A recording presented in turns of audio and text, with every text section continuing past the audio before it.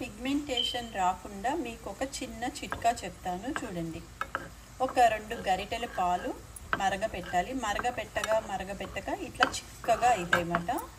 ఆ తర్వాత ఇందులో నేను ఏం వేస్తానో చూడండి. చూడండి, నేను మూత తీసి చూపిస్తున్నాను. ఇది సాఫ్రాన్. ఈ మరుగుతున్న పాలల్లో ఈ సాఫ్రాన్ వేయాలి. వేసాక కొంచెం అట్లా ఇట్లా కలపాలి. కొంచెం ఇంకా దగ్గరికి కావాలి.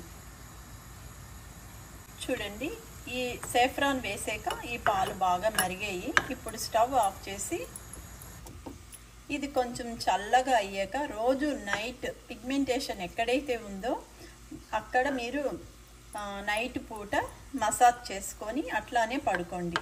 పిగ్మెంటేషన్ రోజు కొంచెంగా తగ్గుతుంది అన్నమాట. ఇది ట్రై చేయండి. పిగ్మెంటేషన్ ఉన్న వాళ్ళు సాఫ్రాన్ మిల్క్ 2 మరగపెట్టి దగ్గరికి చేసుకోవాలి. తర్వాత మసాజ్ చేసుకోవాలి పిగ్మెంటేషన్ ఎక్కడుందో అక్కడ.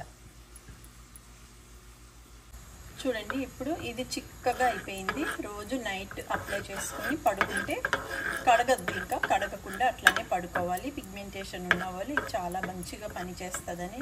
చూడండి, సాఫ్రాన్ మిల్క్ దగ్గరికి అయిపోయింది. ఇది రోజు పిగ్మెంటేషన్ ఉన్న వాళ్ళు రాసుకుంటే నైట్ అట్లానే పెట్టి పడుకోండి.